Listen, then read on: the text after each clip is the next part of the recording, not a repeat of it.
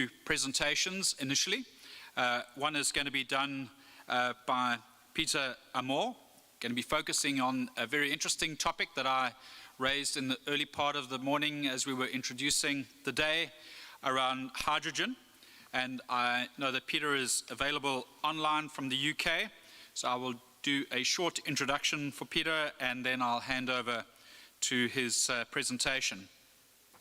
Peter Amor is a systems engineer working in the BCRRE, Vanguard STS. As a junior engineer, he was involved with the HydroFlex test runs and continued to work with the HydroFlex team. He's currently pursuing a PhD in hydrogen-powered railway systems at the University of Birmingham and is also involved in numerous sustainable transport projects. Thank you very much, Peter, for joining us, and we're looking forward to your presentation as I hand over to you. Thank you. Thank you very much, Jeff, for giving me that fantastic introduction and for allowing me to speak in this forum. I'd just like to quickly say, as I say, I've been working at the BCRRE. I'm currently there at the university, so I do apologise. Although this room's quiet, there may be some noise in the corridor. So, without further ado, I shall start my presentation, assuming that we can all see the presentation, of course. Excellent, thank you. Thank you very much. So, the first question we have to ask is what the problem we're trying to solve is. And the real problem is climate change. You cannot fail to have noticed it. Even if you have no involvement in it, you've had the COP26 summit, we've had numerous countries having problems with things like sea level rise, with things like temperature changes, with things like extreme weather events, and ultimately we have to solve that. Now the good news is that rail is actually a quite low emission form of transport, and that's principally because of the low rolling resistance of the steel wheel on the steel rail as compared with road transport, for example. But that doesn't mean we shouldn't do something. There are other industries that are going to have a much more difficult time than we would in decarbonising, particularly industries like agriculture and aviation. And therefore, we should look at sort of picking up the slack where we can. The ideal solution is, as you can see on the right here, to electrify a railway. This is a railway in Japan. This is an ideal solution because it allows you to do all kinds of options in terms of power, in terms of supplying that electricity. It gives you the option to do high-speed passenger or heavy-haul freight. It's really the ideal way of doing it. But the expense of doing it is considerable. A 2010 study in the UK predicted that the cost would be around, in the UK, £1 million per single track kilometre. We've actually seen in practice that figures can get higher than that. And it varies between countries, of course, but the expense is considerable. And even in somewhere like the UK, that we might traditionally think of as sort of quite forward-thinking in this area, progress has been quite slow. It's beyond many railways' means, as I say there. But the second part of the problem is that electricity, particularly in sub-Saharan Africa, can be often unavailable or patchy, and that means that electrification is that bit more difficult. The other issue is that the availability of rolling stock can be of new rolling stock can be quite poor. You can see there a passenger train from Uganda, that's in Kampala, the capital. And as you can see, not the newest rolling stock. It's quite difficult to justify in many cases. And the third thing that makes electrification and electrified railways difficult to pursue in Africa is that there are often long runs between urban centres, between areas of sort of high infrastructure. You can see on the bottom left there's a map that we did of a route in Liberia. That is 250 kilometres between the nearest sort of big population centres, between the nearest infrastructure. And for diesel, that's okay, you can refuel and do that. But for electrification, where you want to have multiple supply points, that can be quite difficult. It also presents difficulties for various other systems. So how do we go about solving this problem? Or how do we as a university go about solving this sort of problem? Well, the critical factor for us is energy consumption. That dictates how much energy the train is going to use, dictates how much energy has to be stored on board, and therefore what the most appropriate technology is to store that energy, since we can't just supply it from the overhead line. To start that process, we'd look into data gathering. This can be very simple things. It can be things like timetabling, looking at timetables. It can be things like asking local operators what they're using and how they're using it, that sort of thing. Or we could do a Google Earth map like you saw previously, and that's really useful because it allows us to work out gradients. It allows us to work out distances between certain points. It's an extremely useful exercise. All kinds of things like that. And we put that into, we analyze that data with things like in the top picture there's one of our spreadsheets we use to look at train parameters. I won't go into all the things that are in that spreadsheet because we'll be here all day. But you get the idea. And then we put it into our simulation tool, and you can see the interface for that in the bottom right. And that allows us to simulate numerous options. So we can try diesel engines, we can try hydrogen fuel cell stacks, that converts hydrogen to electricity in very simple terms. We can try electrified options, we can try batteries, and it allows us to simulate those options, see how much energy they're using, how much power. It allows us to change different aspects. So we might look at making a train a bit lighter, or if we need to carry a heavy load, heavier. And we can try all that without having to go out into the real world and do very expensive tests. And that gets us a better idea of what might be appropriate. But before I get into hydrogen, which I'm obviously a very big fan of, there are a few non-hydrogen options we might want to consider first. So for example, for short durations, I talked about that commuter train in Uganda. Actually, battery power might be quite appropriate. You don't need to store an enormous amount of energy for some of these, and it avoids some of the complications of doing hydrogen, which we'll get into. We might also talk about hybridizing diesel trains. What I mean by that is putting a battery in to act alongside the diesel engine in moving the train. It's not a total solution because one still has to have that diesel engine producing emissions, but it does reduce the emissions of the diesel engine, and you can allow that diesel engine to function in its most efficient sort of power band, and that gives you much better performance from emissions without having to necessarily go the whole way of replacing the diesel. But as I say, both have their issues. I've talked about the diesel. The main issue with batteries, of course, is that your range is limited and your charge times can be quite long. Which brings me neatly on to why hydrogen? Why would we do hydrogen? The first reason is that it has much better energy density than any existing battery, and certainly anything that I've seen on the drawing board. Hydrogen you typically store as a compressed gas in cylinders, and you can increase that energy density even further by compressing that gas down. So typically we'd be looking at, for a train, 350 bar pressure. I know a lot of car manufacturers are looking into even higher pressures, things like 700 bar, but that is considerably more expensive at scale, so we would tend to look at somewhere between 350 and 450 on a train. And the second reason is the ease of refueling. So with a battery, when you refuel, if you like, when you're recharging that battery, a chemical reaction has to take place in that battery. And that fundamentally limits how fast you can charge that battery. However, with hydrogen, what you're doing is you're moving a gas into the cylinders, moving a gas into the cylinders on that train. On the right, you can see one of the nozzles that we use to do that, and then in the top left, there's a picture of me underneath the particular thing on the train to put that in. But you can do that because you're mechanically moving that gas. It's much easier to do that, and you can do that within minutes, and you can transfer an enormous amount more energy in minutes than you would with a battery, which might take hours. Now, one of the easy criticisms to say is, well, surely you need electricity to produce the hydrogen, and you do for green hydrogen, and I'll get into what I mean by green hydrogen in a minute. But unlike electrification, you only need that electricity at the refueler where you're producing the hydrogen, not across the entire route, not over multiple supply points. And the final reason why why hydrogen is because the technology exists today.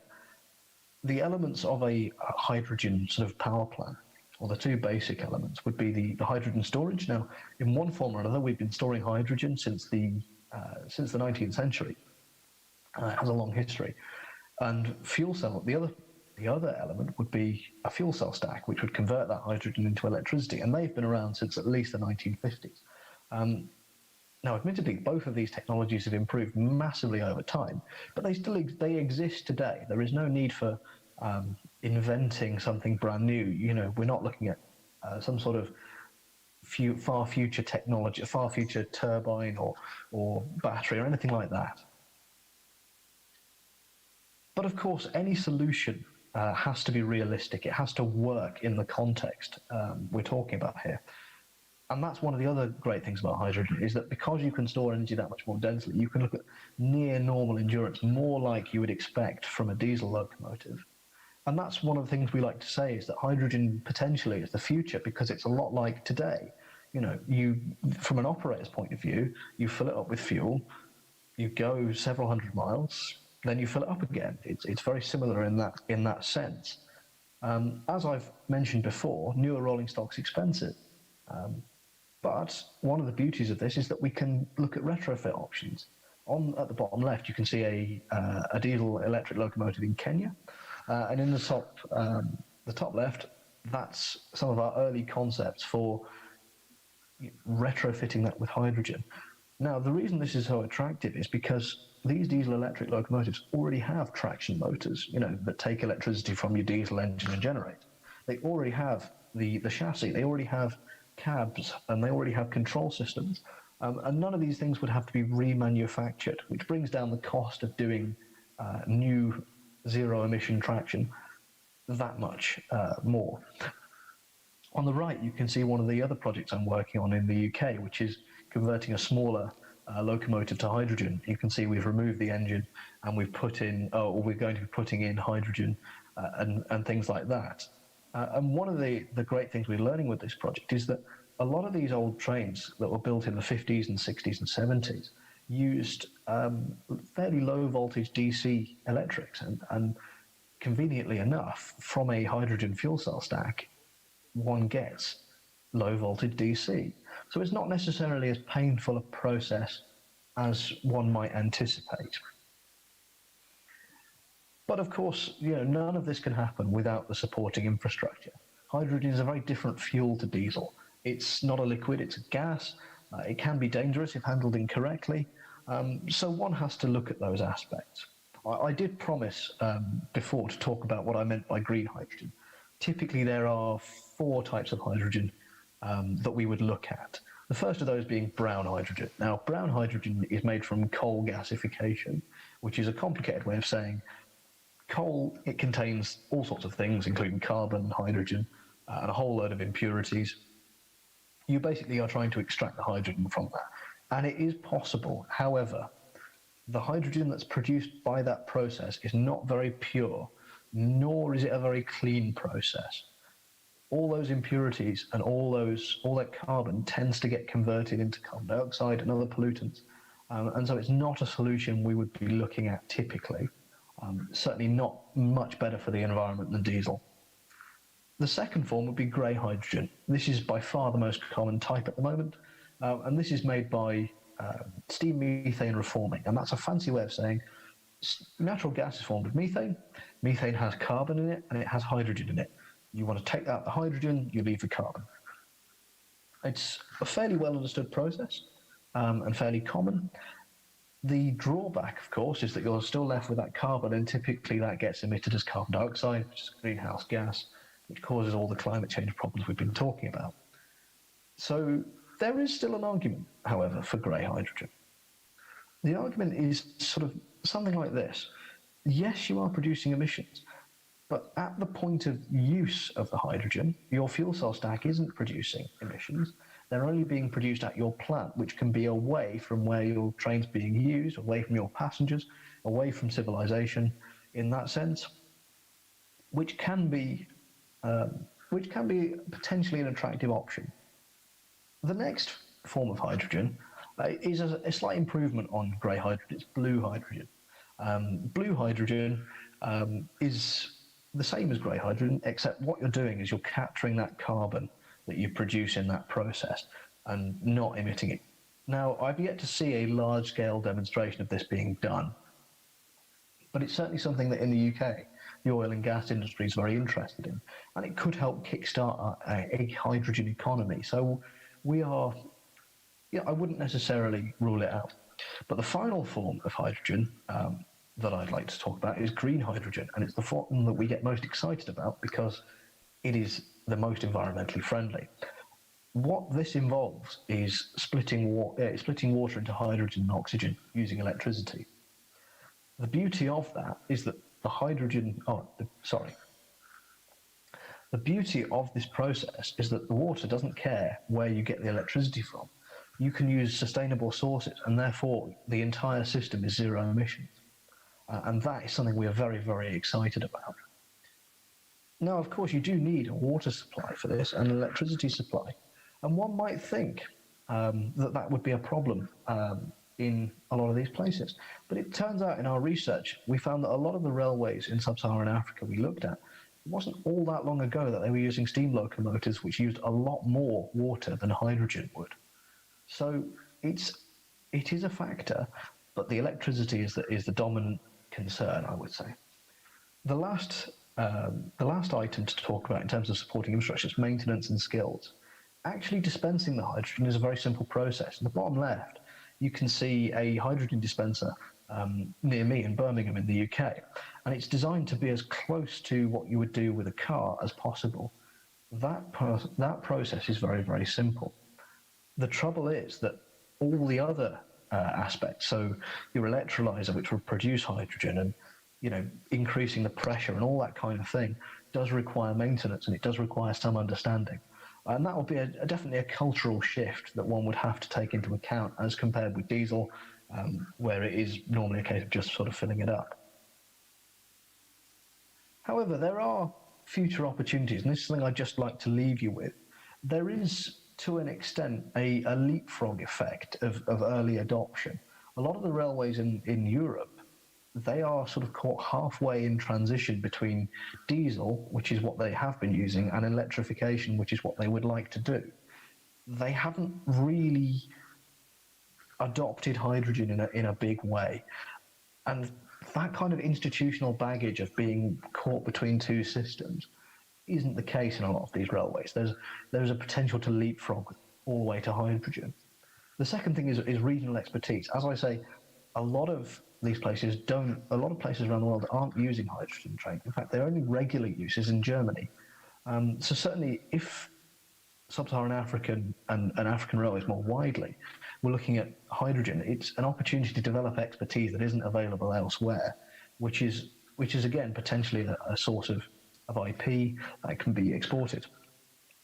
And the very last thing that I'd like to add is that one of the difficulties that we'd found was that a lot of investors are getting quite cagey about investing in carbon-emitting forms of transport. They don't see a huge amount of future. For example, in the UK, diesel multiple unit trains are only now produced by one manufacturer, whereas they used to be 3 or 4. There isn't the investment going into them. And for a lot of these railways in sub-Saharan Africa, it may become very difficult to replace diesel locomotives with more diesel locomotives. And so getting into hydrogen now might be the opportunity that they've been looking for. And with that, I would like to thank you very, very much for listening. And I will pass you on. I will be going next, I think, to a talk about integrated railway networks. Fantastic. Thank you very much. Peter, thank you very much for that overview. And I know there's a lot more to unpack, particularly around the storage aspects and some of the discussions I'm sure we'll pick up in the panel discussions here. But if you have any comments about storage, I know talking to some of our maritime clients, they have some challenges with that. Is it an issue? Storage, yes. Fundamentally, storage is one of the biggest hurdles with hydrogen. It's not as dense as a fuel like diesel, so inevitably you have to take up more space in storing the hydrogen. what I would say is that in rail, it's not necessarily as much of a problem in that you can extend the length of trains much more easily than you can make a ship bigger, for example. And of course, there are other technologies on the horizon that might allow us to store hydrogen more densely. Liquid hydrogen is something that we've looked into. It is quite expensive to do that. And metal hydrides are looking quite promising, although they are still in relatively early stages as far as rail applications go. But yes, I would agree, it's certainly an issue that needs discussion. Perfect. Peter, thank you very much for your time, and we're going to move forward with the rest of the presentations. I know that Sachin is going to be joining us also via digital, and I will give a short introduction, and then we'll hand over to the presentation.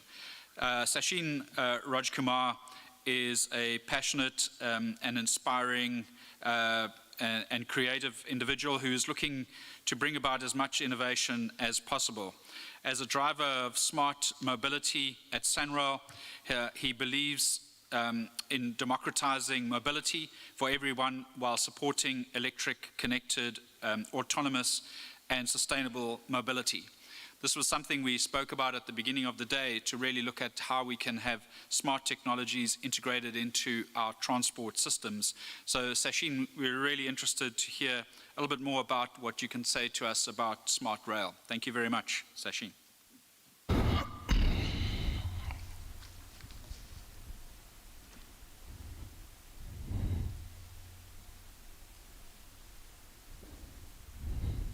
Thank you very much for that warm welcome, and a huge hello to everyone joining us in person and online. Now, some of you may have noticed that my presentation topic is slightly different from the program, and there's a couple of reasons for that. And I'd like to mention them as sort of disclaimers from the outset. Firstly, integrated rail networks are not part of SANRAL's mandate or area of competence. SANRAL is not a transit agency, but we do have limited partnerships with Transnet and PRASA, for example, our involvement with the planning of the Gautrain. So in my presentation, I'm going to be painting a picture of what the future of mobility ecosystem may look like, and also explain the importance of an integrated road and rail transport system in this future for the mobility of people and goods.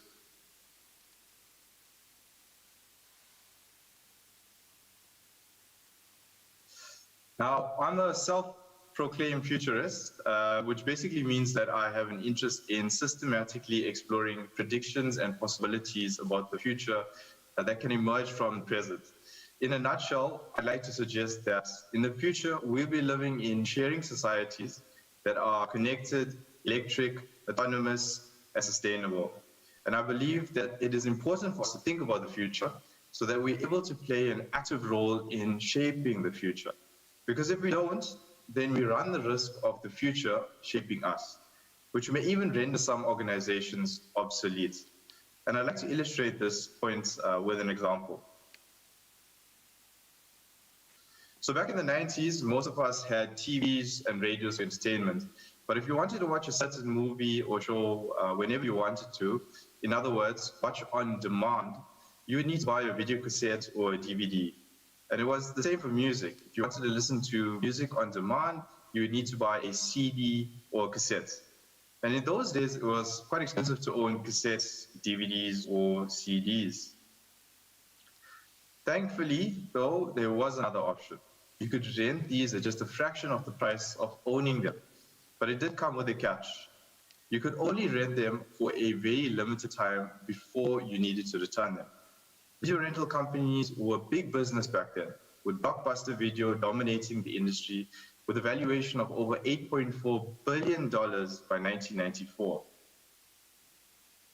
In 1997, however, a startup called Netflix was about to revolutionize the way in which we watch video entertainment. For a low monthly subscription, Netflix gives you access to watch an abundance of movies and shows online, on demand, for an unlimited time, while you are a subscriber. There are no sign-up fees, and you are free to cancel at any time with no cancellation fees. In 2000, Blockbuster had the chance to buy Netflix for $50 million. but declined, believing that Netflix was a very small niche business. It was probably their costliest mistake, because by 2010, Blockbuster filed for bankruptcy and had a valuation of only $24 million. Today, Netflix has valuation of over $294 billion. Over the last few years, more companies emerged following the same low-cost monthly subscription service for online, on-demand, unlimited video content, like Showmax, Amazon Prime, and Apple TV, which means that you no longer need to own or rent DVDs. And this model has also been applied successfully to the music industry by Apple Music and Spotify as examples that allow you to listen to unlimited songs online and on demand for just a low monthly subscription. Again, you don't have to own any CDs anymore. I would like to suggest that the future vision of mobility will follow a similar model, whereby you pay a relatively low monthly subscription to get access to unlimited modes of mobility for wherever your journey may be, all to be facilitated with one smartphone app. You would get an optimized route plan that could include ride-sharing of electric bicycles, electric scooters, as well as autonomous taxis for short trips or for the first and last mile of longer journeys, whereby the middle mile or the longest part of your trip should be facilitated by autonomous buses or trains. Now, in this future, there will be no need for car ownership because mobility as a service, or MaaS, as this concept is known, would be seamless, reliable, and significantly cheaper. Although it would be cheaper for the users than the cost of owning a car, a business model that focuses on achieving ubiquity of millions of mobility subscribers will create new and big business, just like Netflix's multi-billion-dollar valuation, for which I have no doubt. But I believe that it will take both public and private sector to work together to make MaaS a reality and a success. In anticipation of MaaS, Sandro has already begun working towards creating this future. Together with the Department of Transport, Sandro recently launched a contactless, cashless, account-based ticketing system. Basically, commuters are able to tap a smart card and pay for all their transport, whether on a taxi, train, or bus. We believe that the first stage in achieving MaaS is establishing the single payment platform for multiple modes of public transport, which, by the way, is hosted by Sandro's Transaction Clearinghouse. In subsequent stages, we will look at taking the smart card to a digital platform with a mobile app that could also facilitate the planning and booking of public transport. Taking a step back from the future, who is Sandro, what do we do, and how do we do it? Well, Sandro is a national roads agency of South Africa, and we are in charge of about 22,000 kilometers of road infrastructure. The Sandro Road network is often referred to as South Africa's economic arteries because it connects the country's major cities to each other and to the national ports. The Sandro Road network serves to mobilize millions of vehicles carrying even more passengers and millions of tons of freight every day around South Africa. At its core, Sandro has two primary objectives. The first is to ensure that our network has sufficient traffic capacity. And the second is to ensure that our network is well maintained. So how do we do this? Well, at a high level, you first need to know that the typical composition of traffic is usually made up of about 90% of light vehicles or passenger vehicles, with the balance being heavy vehicles or freight vehicles. Now, a capacity problem is another way of saying constant traffic congestion. And congestion is mainly caused by the passenger vehicles because they make up the largest component of traffic. Maintenance problems are mainly caused by the heavy vehicles or freight vehicles that damage our pavements, because a significant portion of freight is moved on our roads, and with a constantly increasing number of heavy vehicles, especially overloaded ones, road damage is occurring faster than the pavements were designed for, which means more frequent road maintenance is often required. To explain how we solve these problems graphically, let's consider when a road with 2 lanes in each direction is initially built. There are only a few cars that use the road. However, over time and with development, more cars use the road until such a time when the road experiences constant traffic congestion and is about to reach its maximum capacity. To solve this congestion problem, roads authorities typically add more lanes and build bigger and crazier interchanges. Remember that these are usually very expensive projects that take relatively long time to construct. So let's say we added 2 more lanes in this example. Immediately the traffic congestion is reduced. But over time, the traffic eventually grows again and we approach the maximum capacity. So what do we do now? Do we add more lanes? Or a better question is, can we add more lanes? We probably won't be able to because space becomes limited. You see, roads have the ability to unlock development. But when the development occurs close to our national roads and eventually densifies, we are usually left with very limited space to widen our roads and interchanges. This is why proper planning is so important. SANRAL is currently busy with its draft smart mobility strategy, which has allowed us to challenge our thinking about our purpose and the solutions we provide.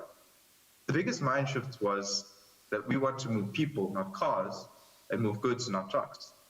And we believe that when you start thinking about mobility like this, you begin to see the bigger picture, beyond just roads or beyond just rail. So how can smart mobility solve the current problems depicted in this example?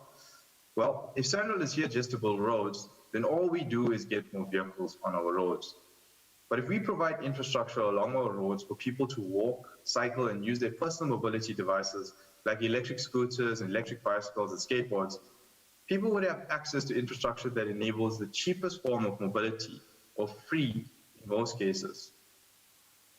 To support the future of mass, we could provide first and last mile infrastructure at strategic nodes to create the opportunity for carpooling and using connected public transport, which strategically integrates the operation of buses and taxis.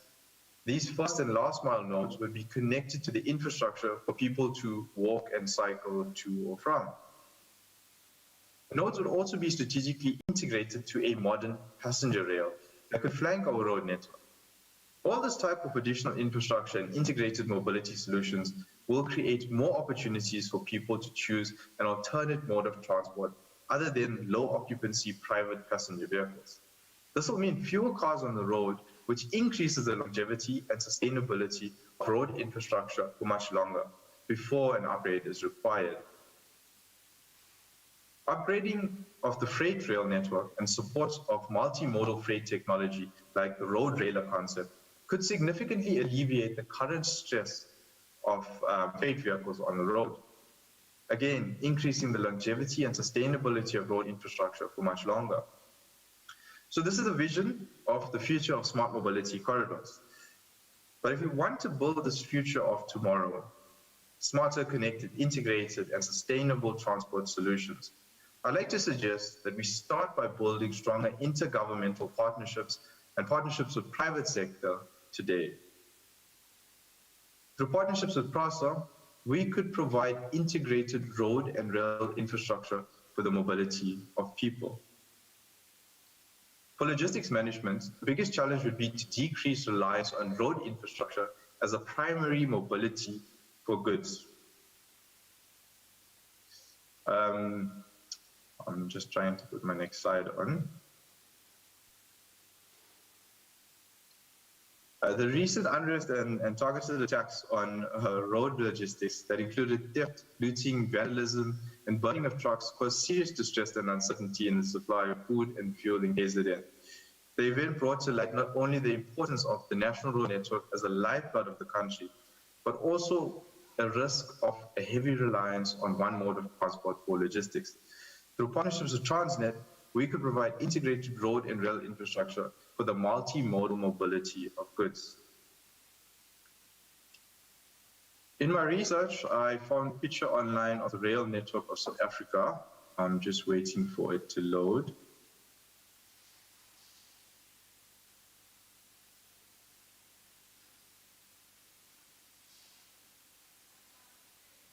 And I think you can see it now. What I tried to do is overlay the SANRAL network with it.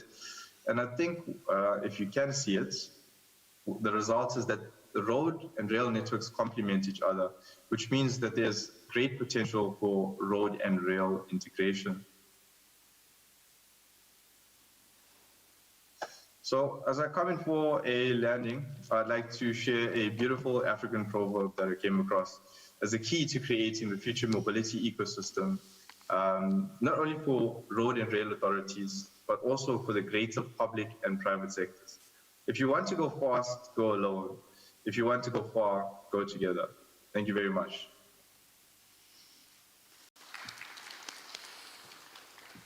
Sachin, thank you very much for expanding on the topic and giving us a broader understanding of mobility. We are quite pressed for time, but if there's anybody with a very specific question they would like to ask Rasheen, and then we can, Sachin, then we can move on to the next point. Does anybody have anything specific to ask?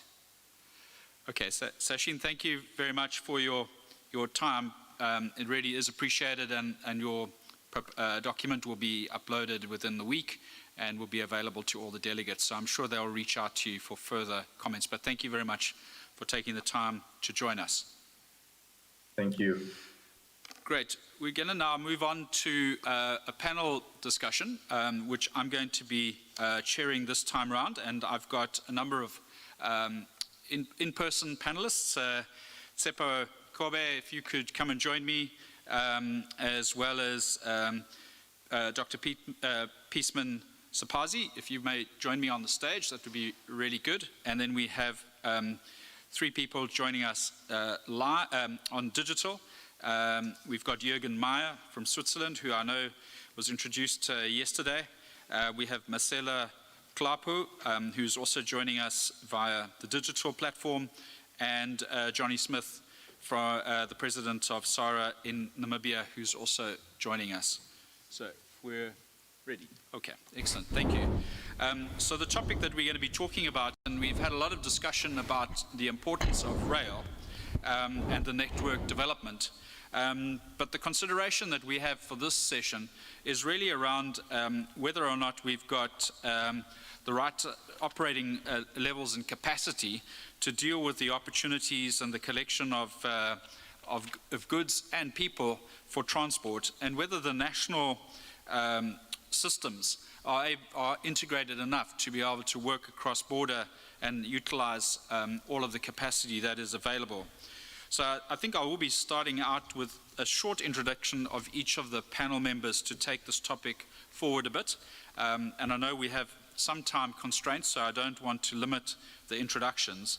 But I'll start with asking Tsepo to kick off the conversation. Tsepo is currently the Chief Operating Officer of Gautrain Management Agency.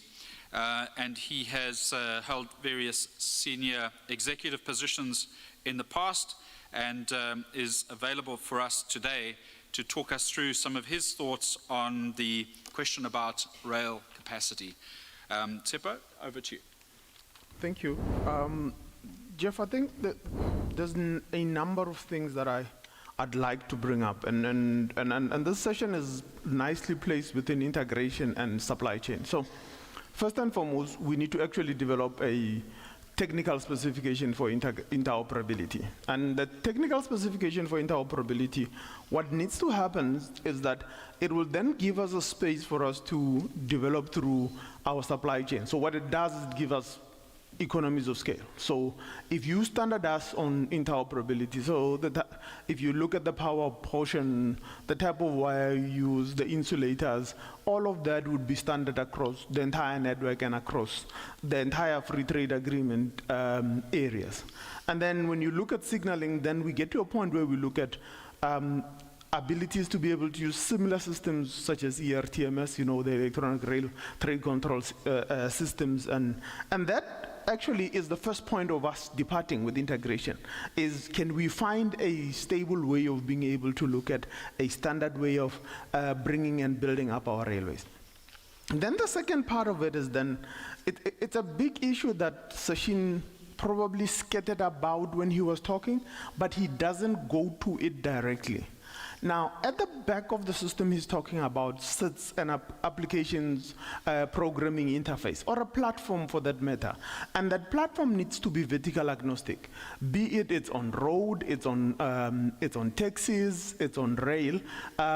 all it needs to be able to provide us the ability to be able to extract the data that is generated by all these systems, integrate it. And I'll tell you why I want it to be integrated. Because if you were to ask anybody, why do you not use public transport, or why do you not use any particular mode of transport, the first thing they'll tell you is, I do not know where to find this transport.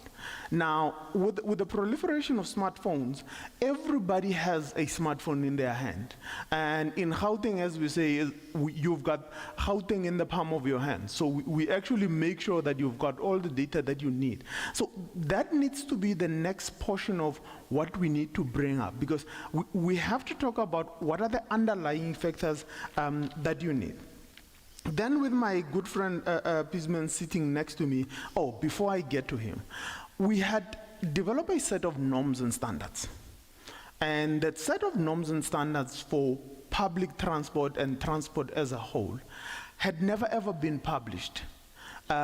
First and foremost is we need to agree these norms and standards. And I'll give you an example. So we had a chance to be able to say, well, we do not need to be running a bus on the same route as City of Johannesburg in Gauteng. We want you to take it over. But for you to take it over, it's got to operate at the same level of efficiency, same level of regularity, same reliability as the bus I already have now.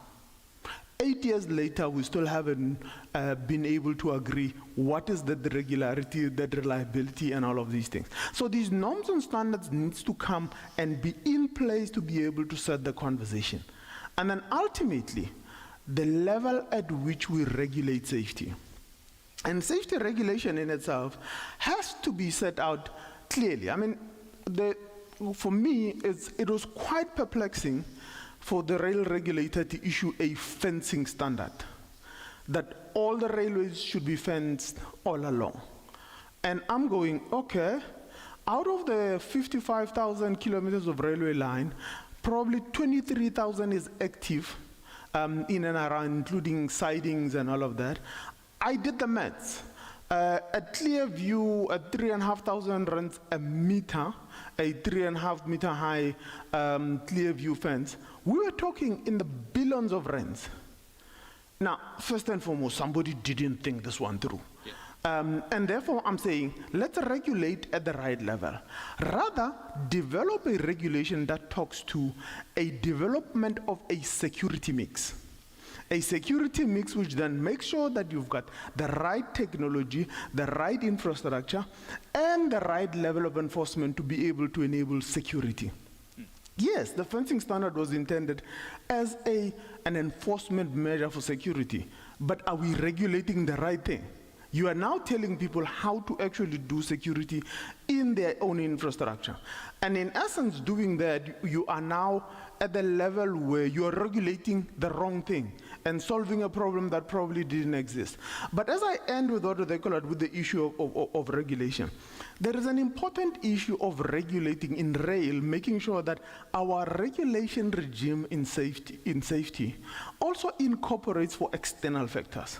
And I'll explain to you with an example when I talk about external factors.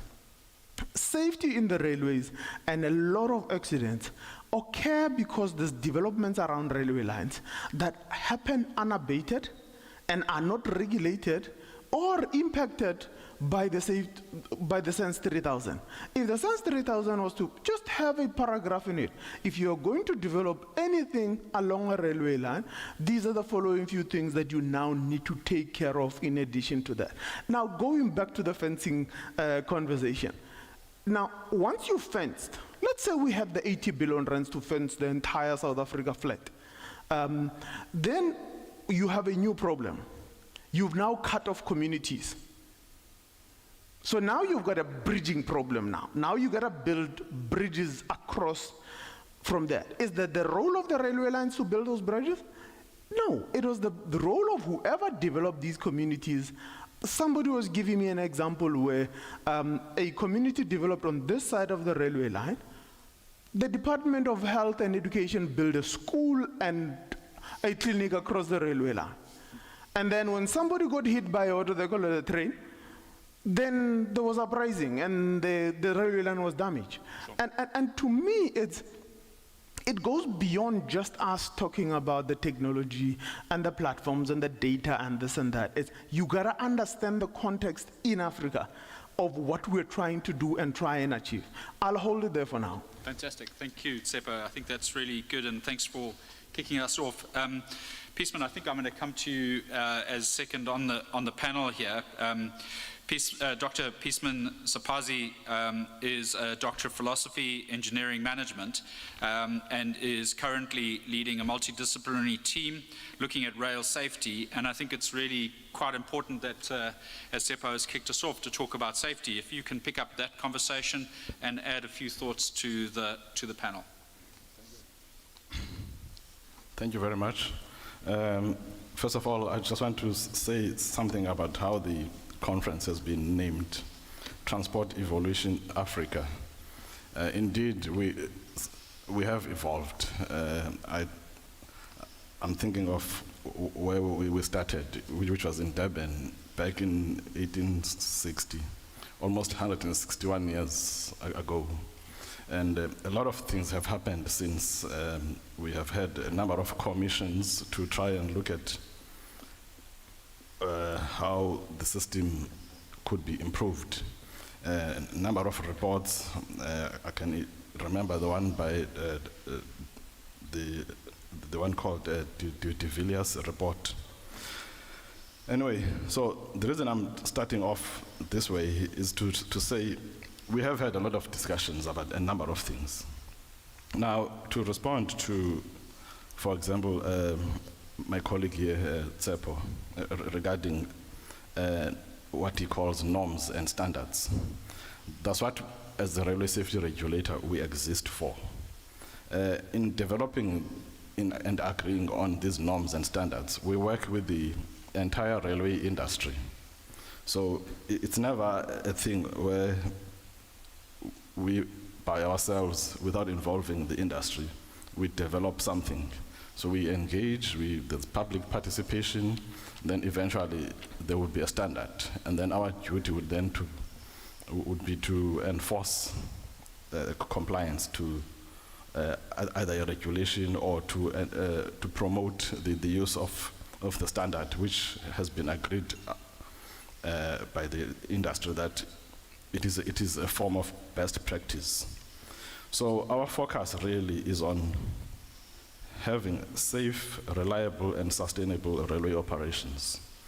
We do not think that it's our job to decide what the operators must do, but we are concerned about what they are doing, especially if safety is a concern.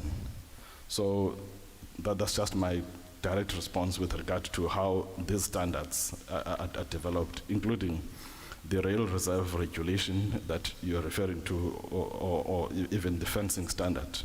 So a lot of conversations take place, and people come to some sort of agreement that the railway network is open and easily accessible at places where it should not be accessed. So therefore, we need to fence off and just allow people to use designated areas for crossing the railway line and so on. We do not think that there's anything wrong with that. It may be that with the budgets that are available, it's not possible to fence the entire railway network, but as a start, we could identify areas where it's actually problematic that the railway network is so exposed. And the reason we do this is because our interest really is to try and promote the use of rail. And if, as we know, railway lines are disappearing through theft, vandalism, and so on, we can't just sit back and say, well, it's not for us to propose fencing mechanisms and so on. So there's always a context that gives rise to whatever standard is proposed and therefore published. And then also, our main focus, which is based on our vision, is that we just want to make sure that railways are safer, and we promote good governance and clean administration. and we do our best to improve stakeholder service. And we do a lot of things. We conduct inspections, audits. When there are railway occurrences, we respond to those occurrences to try and find out what the causes of those occurrences are, with a view to avoid them in the future. Fantastic. I'll pause there for now. Okay.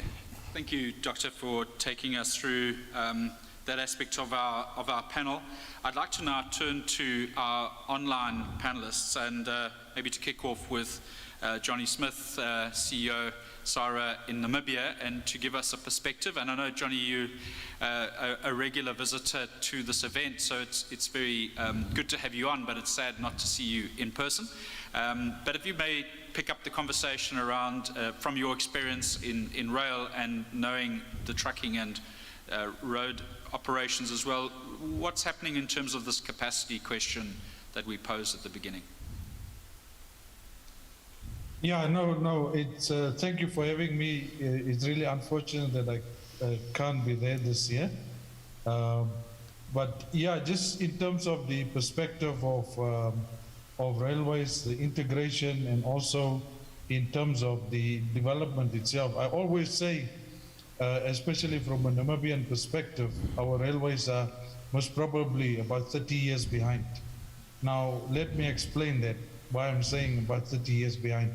So if you compare ourselves as railways in terms of matters like procurement, decision-making, technology, etc., with an owner of maybe 1 or 2 trucks or 5 trucks, decision-making is always difficult compared to a one-man business owner business. So these are some of the complications that we have in terms of railways.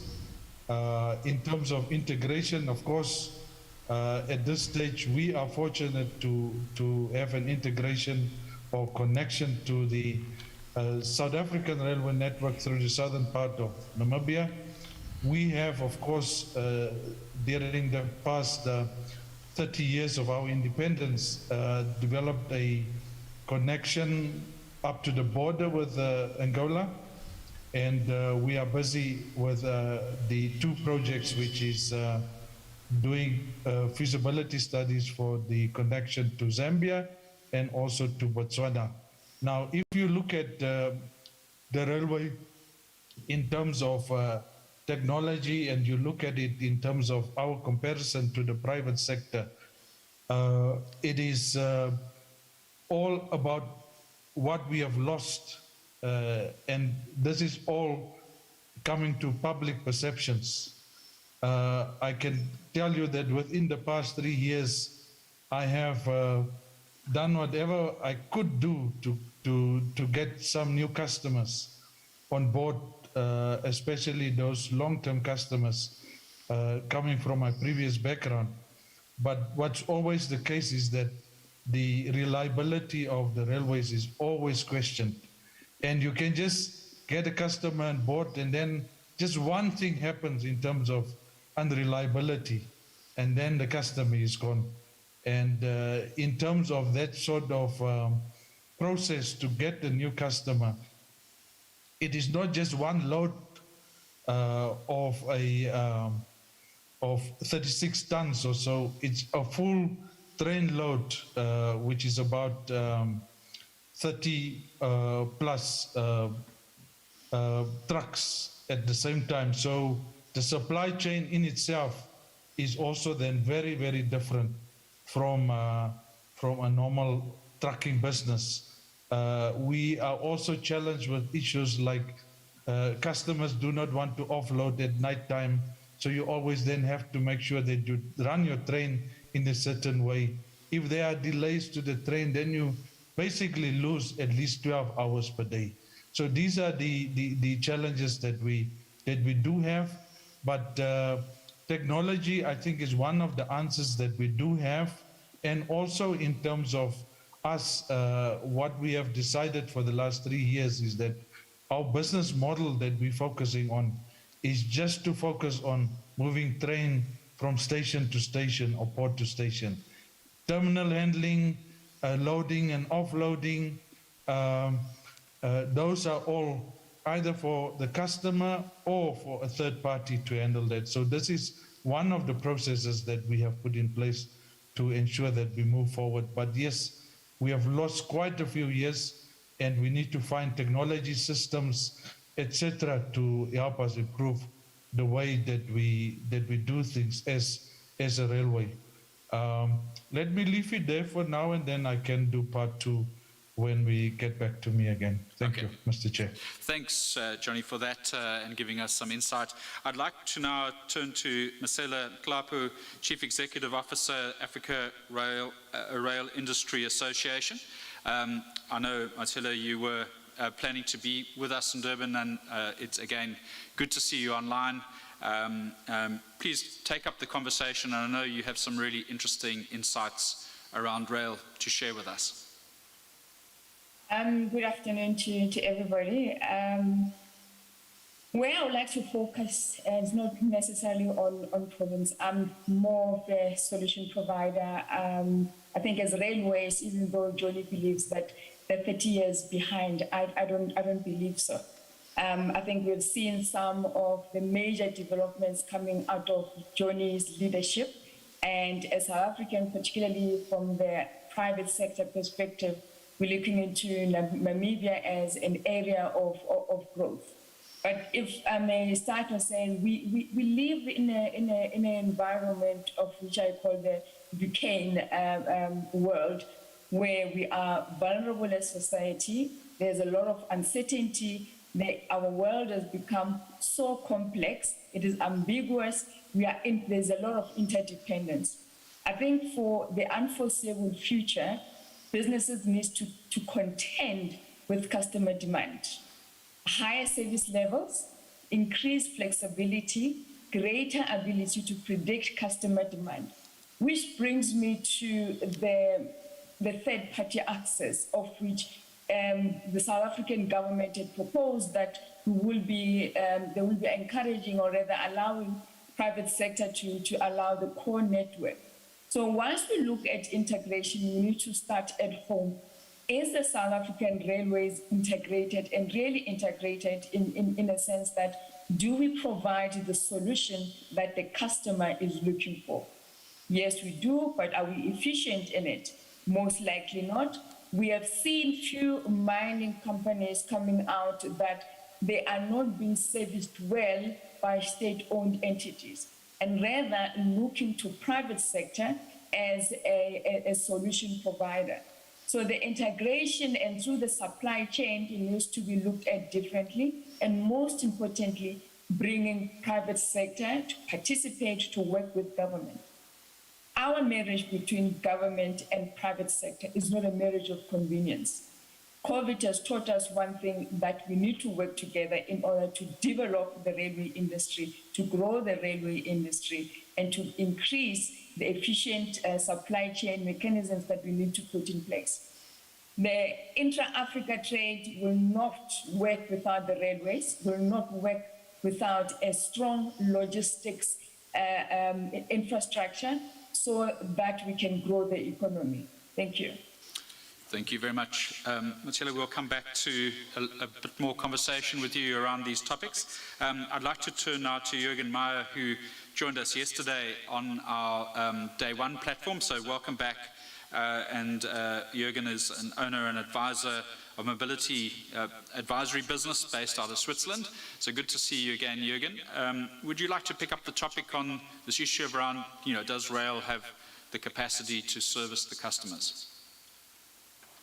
Yes, thank you very much for your introduction, and really appreciate and honored to be here and also give some insights or some experience we made, and also all my previous speakers mentioned, and also what we discussed maybe yesterday, but all early this morning. Maybe I can give some just 3-4 slides prepared for that, and give maybe then some food for the further discussions then. Maybe that's helpful. So I hope you can see it. Yep. Yep. Perfect. So, as also was mentioned by myself before, I see there are 4 important levers to bring maybe railways on track. And what also myself mentioned before, we have to bring the customer in our focus. We talk a lot about infrastructure and financing, but what about the customers? What are their requirements? What they're looking for now, but also into the future? And we have to set up regular exchanges to them and develop commonly some projects, because then we are successful. Without that, it's not possible. And that we forget sometimes. This is also what my experience in Europe is. We talk about between infrastructure managers, but what about the economy, maybe the habitants and so on? We forget the most important target group we forgot sometimes in our internal discussions. And this is maybe something we should avoid, I guess, in the future. Therefore, I call it, let's build a Trans-African network for transport. It doesn't matter if it's road, rail, maritime, doesn't matter. We have to think in a multiple network. And this is what we developed in the recent years also in Europe, but discussed with inland maritime ports, with road, with rail, and also includes ICT tool, traffic management, all this. And what also my colleague before mentioned, Gautrain, rules and process harmonization. Good morning, it's as everybody. important as the infrastructure. I'm pleased and honored to be part of the transport. Yeah. Sorry, Jürgen, I think you had a ghost participant there for a minute. Okay. Back to you. Okay, no worries. Okay, great. And so that's why maybe do it in adapted, if it in African way, maybe do the same. Because I was rapporteur for the whole, let's say, for the whole sector towards the ministries and the European Commission to collect all these the doubts from the sector, the challenges, and made some proposals how to progress and improve the overall approach. And here we made also a lot of mistakes, but also in some parts we were successful. But it's a long journey to be there. And this is why I think we all agree on that. It's important to build something that direction, because all these facts you see here, climate change, to have an efficient trading among all the countries in Africa, and is a basis for prosperity. But based on that, it's also what you hear before, we need to define some crucial drivers to have an efficient railway system, so infrastructure, but we have to harmonize, as mentioned before, and kind of ETCS, that maybe not so expensive, a little bit cheap, but as efficient. We need, as also heard in the morning, but also yesterday, fast cross-border procedures, because this is one of the most important things for efficient trade between countries. We need some key standards for railways, for the railways. This is all can also reduce price for rolling stock, for locomotives, but can also reduce complexity to step in the railway. It's also for the potential customer, it's quite important to, let's say, reduce the complexity. Some other issues, as I mentioned, maybe the last one, multimodal. We have to optimize nodes, rail, road, ports, but also building some duplications, because in terms of incidents, weather conditions, overfloodings, we need maybe an alternative to guarantee the supply chain. Is there just one link, and this is, to whatever reasons, closed, then you have a huge mess, and then you lose, let's say, credibility from the economy, and this is you have also to avoid, I guess. So, and maybe the last, maybe two, let's say, quite, I think, important slides I have here is like that. How to can build an organization, you see here, on African level, on the multinational level, and on the national regional level. You see the blue color, it's more, let's say, the framework, political side. And let's reconnect it to AFCFTA, and then on the same level for the execution, operational level, a kind of a, let's say, transport system with executives where all ministries are involved. To here, all defining some key parameters in terms of standards, really pushing the right projects on a, let's say, African level. The next level, I call it more the corridor level. Here, you have to also listening to to the industry, economy, to regulators, they can act as a kind of a sounding board. But the execution and the rating is then along the ministries, along the corridors and the infrastructure managers, and also to maybe install some advisory boards. They give some heavy advice how to do it in the best way. And then down there on the national regional level, we have to listen to cities, municipalities, provinces, and here the acting, let's say it's more the transport ministry, but also important to include Ministry of Economy, spatial planning, and stuff like that. And also here on the national level, discuss also additional, let's say, projects. They can also influence the overall effect, I think, for the whole trade in Africa. And then this is important to maybe install kind of this, maybe the communication systems I call, where every stakeholder has his responsibilities, duties, and homework to do. Without that, it's not possible to have efficient trading among all African states. And this is also what we face also in Europe, with the same problems, the same obstacles, and I think this is the basis to go forward. And maybe last but not least, as I said, we need a common vision, top down, to build really an African transportation system with all mode of transport, and here set the right priorities. But to have the right priorities, you must feed in with several existing projects and initiatives. In the modern world, PIDA is quite an important, let's say, vehicle we can use for. We have the so-called the African Union, European Union plan that there was quite a lot in terms of transportation.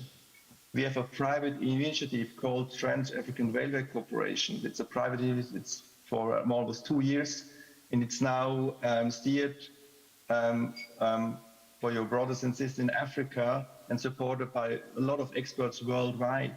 And we have also some multinational concepts that try to feed in and then said, okay, what could be the right priorities maybe to really make progress up there. So we have a top-down and a bottom-up approach, and both is really important to be successful in the future and maybe tackle some obstacles that I mentioned also along this panel, but also yesterday and this morning. So this is what I conclude now for the, let's say, kind of introduction speech. I think this could be now today, there could be a start for kind of a new story to, let's say, step in a new decade.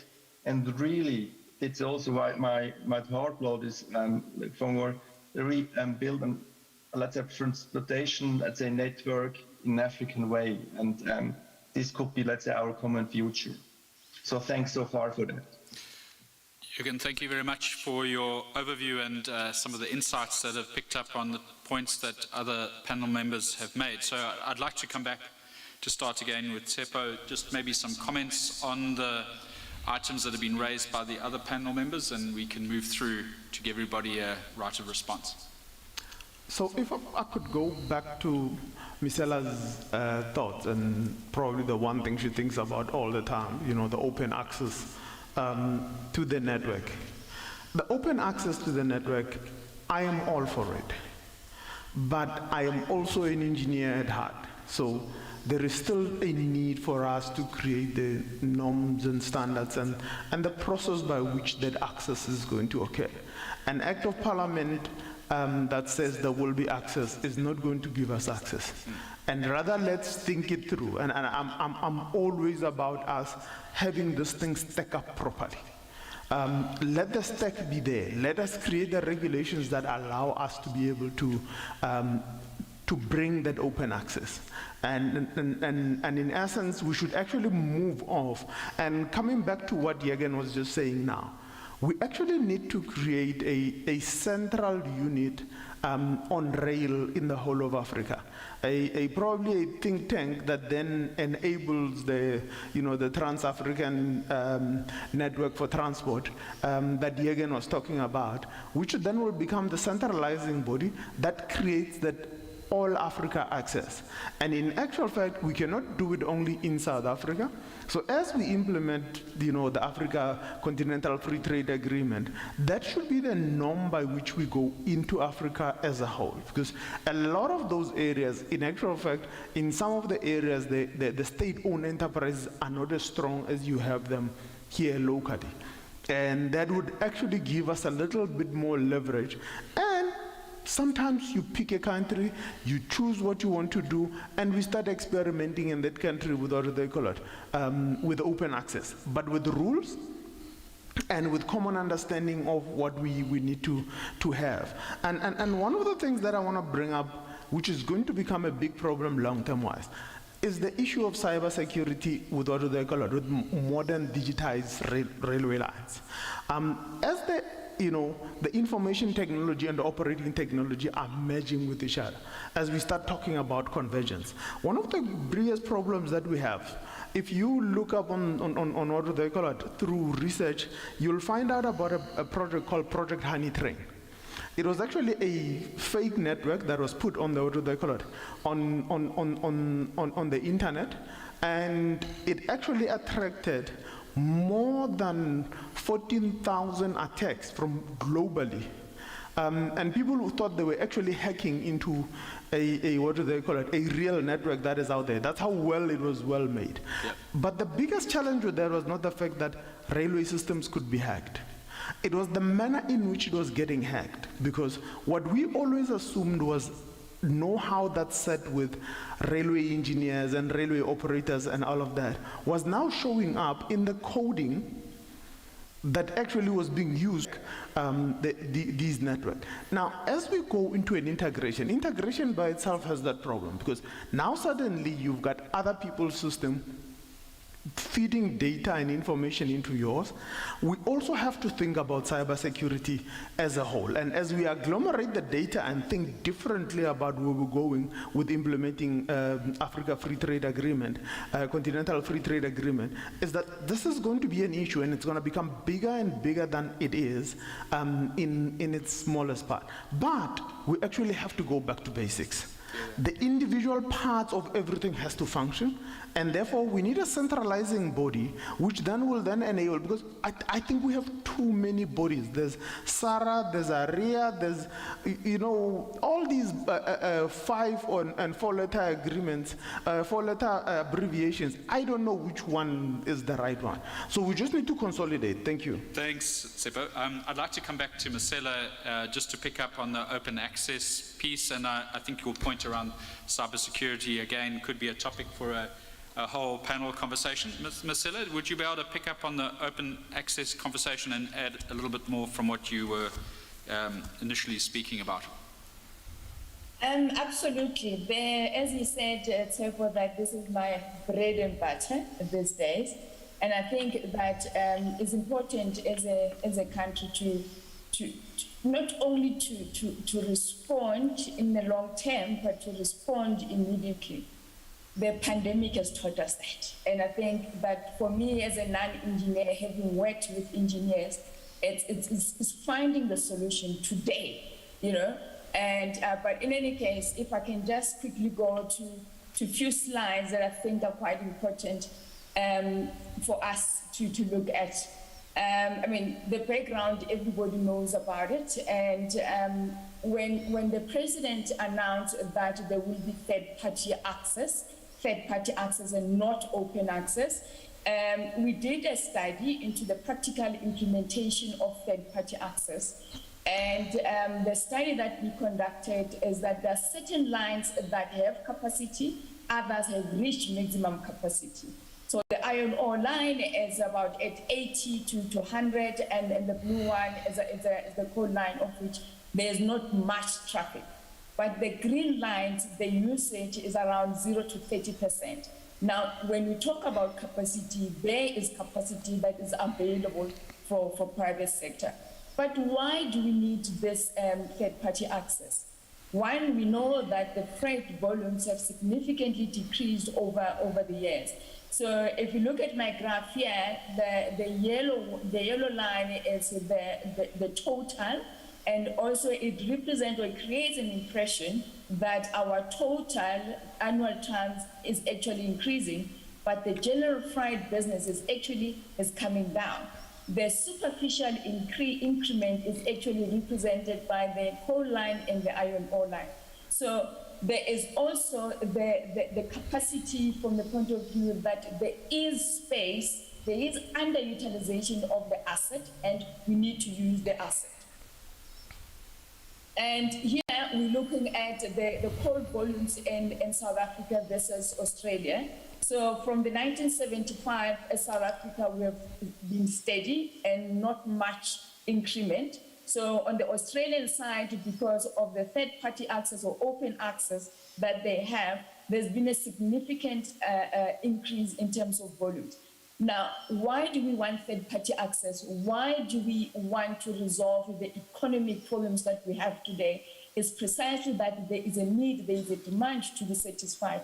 Yes, we can have different bodies, ARIA, and it's not ARIA, it's ARIA, the name that went to a private school. But there is usually a demand, and us as private sector, we come in to satisfy the demand. Same on the railway safety regulator side. When there is a regulation in terms of fencing, there is fencing, but it's responding to a demand that our environment finds ourselves in, that there needs to be some form of a regulation.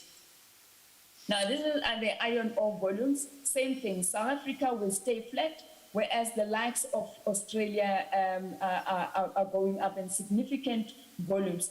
That talks to why we need the integration, why we need to boost the increment in volumes from the South African perspective, because that is not just benefiting the private sector, but it's also about recapacitating South African manufacturing sector, creating jobs and sustainable jobs.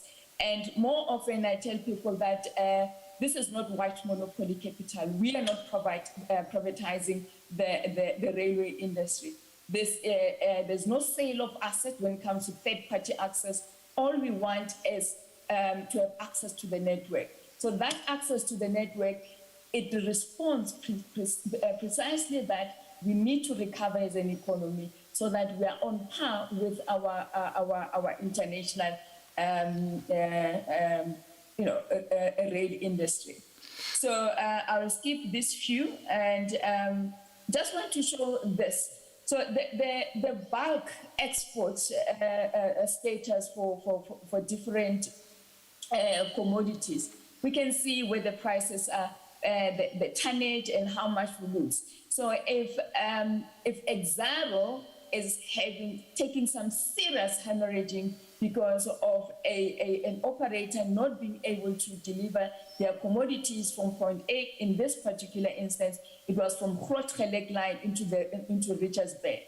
Now this, it's numbers, it responds to the economy today. Yes, we can need time to do regulation and all that, but what am I going to tell a fees must fall generation that, you know what, you need to wait, we want to do standards and regulations, and then once we are done, we'll come back to you and create an environment that is going to make you employable. Mtsela, thank you very much. But also, lastly, I need to cover just two. We talked about legislation. One, our study confirmed that there is no new legislation that is required to have third-party access, and that has been confirmed by government. Lastly, the TAC, and I think it's quite important that the international market understands that Africa will determine their success when it comes to logistics, when it comes to rail. We need to have an African standard, not necessarily having a standard that is pushed down our throats. Thank you. Thanks, Mtsela.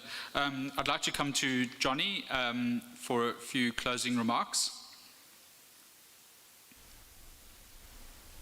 Yeah, just to note that one of the strategic projects that we're working at SARA level is to develop an integrated rail master plan for of course, for the SADC region, and we hope that there is support that we'll be able to deliver that or start with it within the next few months. I think what is very critical that one has to note in terms of the railways has always been the sort of capacity, but more of a rolling stock capacity apart from the railway network. If you talk on the smaller or for the smaller railways like ourselves, of course, when you go to the bank, I can tell you that I've knocked on maybe 150 doors the last 3 years, and when they ask your financials, then you don't get that call. They don't call you back. So those are the challenges that we have in terms of building the capacity. And then lastly, I think is the equality for railways. I think we've lost that compared to the other modes of transport. One would ask yourself, how do you develop an industrial area within a specific city without the railways today? How do we allow that in terms of town and city development? And that is happening more and more. And this is why I'm saying that we are years far behind, which we need to sort of track and see how we can change our position so that we can get our rightful share.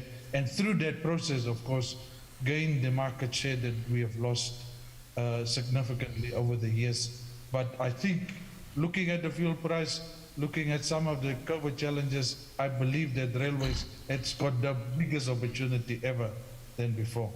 Thank you, Mr. Chair. Thanks, Johnny. I'm going to ask Jürgen to make a last few comments, and I'll come finally to Dr. here on the stage.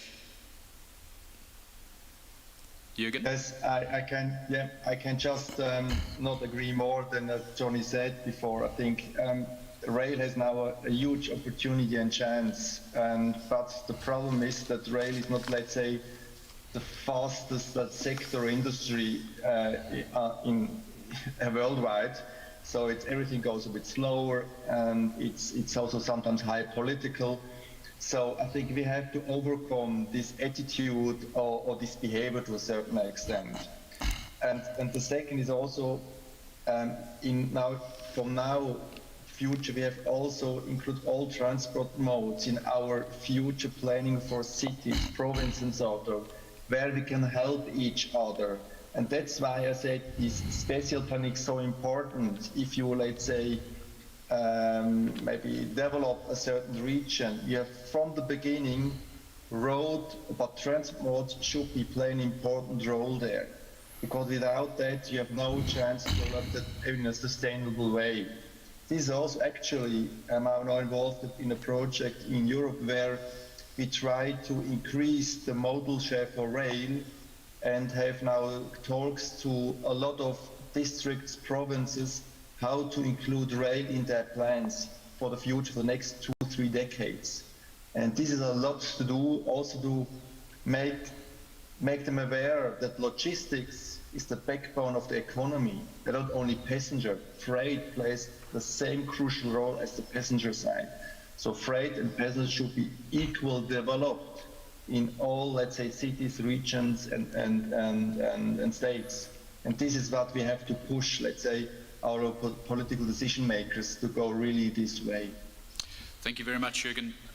Doctor, can I ask you to end on a safety note, if that's possible? Yes, I will try that.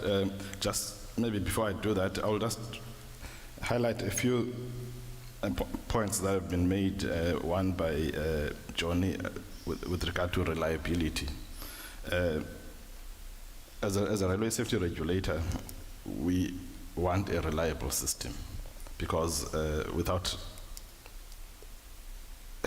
a reliable system, obviously there will be no sustainability. And then the issue also with regard to delays, which was mentioned,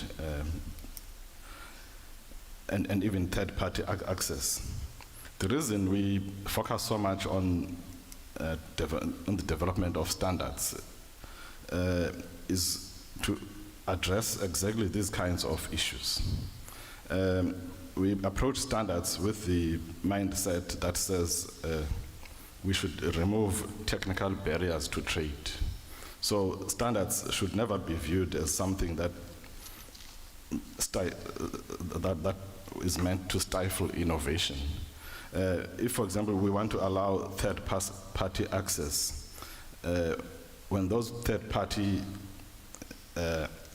players join our system, they need to find our system already having standards that regulate how things are done, pretty much like the rules of the game and all applicable legislation. So now to end on the point about safety.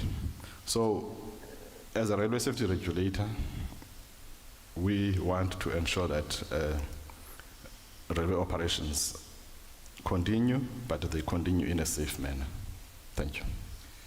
Fantastic. Thank you, Doctor. And I know our time is fairly limited, and thank you very much for the panel members for addressing some quite tough points. I mean, the rail sector has been around with us for many years, and it sounds like that there's still quite a few items on the regulatory front, and even understanding what the customer's needs are, and be able to really work, with alignment in order to address some of the challenges. Tsepo mentioned right at the beginning, even to understand what development plans are, how the cities are built, what private involvement could come. Sela spoke about having access and gave us some information about, things that have worked well in Australia in terms of, engaging the private sector to help with this. So I think it's really a good point to end on. I know that we're going to have a shortened tea break, so if we could be back here at 22, which will try to catch up a little bit of time, give you a chance just to stretch your legs. Please observe the COVID regulations, and thank you very much to the panel that were online and to the gentleman on the stage. Thank you very much for your time. Let's be back at 22.